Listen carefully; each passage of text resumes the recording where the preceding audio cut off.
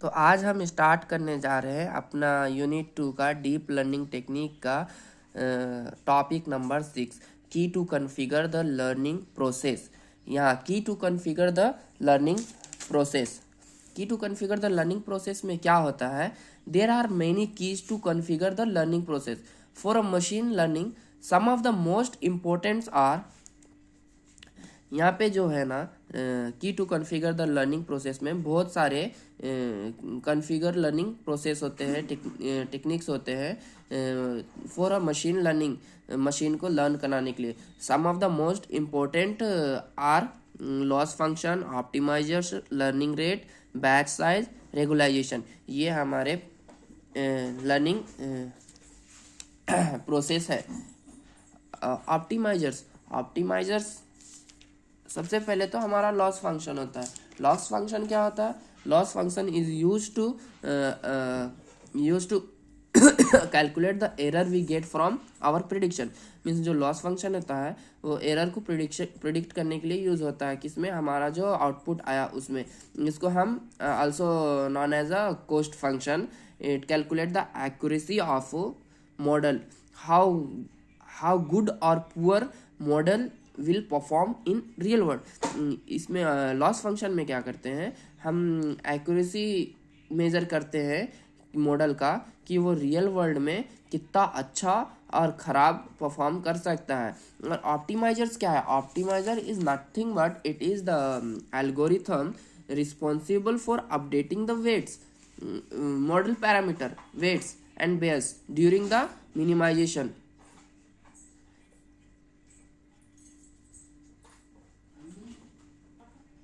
Optimisers क्या है? Optimizer is nothing but algorithm responsible for updating the models parameter weight and bias during training to minimize the chosen loss function. Loss function को minimize करने के लिए हम optimisers का use करते हैं। ऑप्टिमाइजर्स के बहुत सारे टाइप्स होते हैं। ग्रेडियंट डिसेंट होते हैं, मोमेंटम होते हैं, आरएमएस प्रॉम्प होते हैं, अडेप्टिव मोमेंटम एस्टिमेशन होते हैं। ये सब तरीके हैं ऑप्टिमाइजर्स के।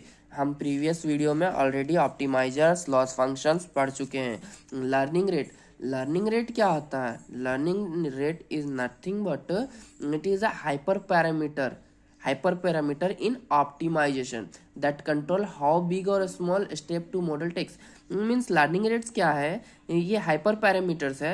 ये डिसाइड करता है हमारा मॉडल्स कितने बड़े और छोटे स्टेप्स लेगा model to take while updating. मतलब वेट्स को अपडेट करने के लिए कितने ज़्यादा नंबर्स लेंगे, कितने कम लेंगे, ये हमारा लर्निंग रेट डिसाइड करता है। लर्निंग रेट को हम डिनोट करते हैं इससे। लर्निंग रेट के जो टेक्निक्स रहते हैं यहाँ पे, लर्निंग रेट शेड्यूलिंग क्या है? इसमें जो है ना हमारा लर्निंग रेट को हम ग्रेजुअली शेड्यूल कर देते हैं। ग्रेजुअली मीन्स धीरे धीरे हम चेंज कर देते हैं, उसे हम कहते हैं लर्निंग रेट शेड्यूलिंग। और सेकेंड है अप्रोच है Adam and root mean square prompt. Adaptive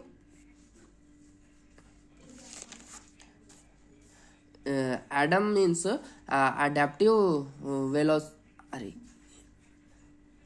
adaptive momentum estimation and RMS prompts means root mean square prompt. ये क्या करता है? रूटमैन स्क्वायर प्रॉम्प्ट्स और एडम क्या करता है? ये क्या करता है? ऑटोमेटिकली हमारा जो लर्निंग रेट है ना उसको हर एक पैरामीटर को ऑटोमेटिकली एडजस्ट करते रहता है। हमें यहाँ पे खुद से कुछ करना नहीं रहता है, ये खुद ऑटोमेटिकली एडजस्टेबल रहता है। नेक्स्ट अपना होता है की to configure the learning process में ना batch size means that it determine how many samples are processed together during each training iteration. हर एक ट्रेनिंग आइटरेशन के दौरान कितने सैंपल्स प्रोसीड हो रहे हैं एक साथ, उसे हम कहते हैं बैच साइज। ये जो बैच साइज है ये हमारे training speed and memory uses को अफेक्ट करता है। मीन्स अगर बहुत ज़्यादा बैच साइजेस जा रहे हैं तो बहुत स्लो हो सकता है ट्रेनिंग स्पीड, और मेमोरी यूजेस बढ़ सकते हैं। कम जा रहा तो फास्ट हो सकता है। और यूजेस कम हो सकते हैं मेमोरी के। रेगुलाइजेशन क्या है? Regularization is nothing but it is a technique to prevent model from overfitting of data. ये जो है ना, हमारे डाटा को ओवरफिटिंग से प्रिवेंट करने का एक टेक्निक है। ओवरफिटिंग मीन्स क्या होता है? ओवरफिटिंग क्या है? जो हमारा जो मॉडल रहता है वो ट्रेनिंग डाटा पे तो बहुत अच्छा परफॉर्म करता है, बट जब अगर उसको न्यू डाटा दिया जाता है तो वो परफॉर्म अच्छा नहीं करता, पुअर परफॉर्म करता है। तो गैस आज का लेक्चर था की to configure the learning process, यहाँ ये ख़त्म हुआ।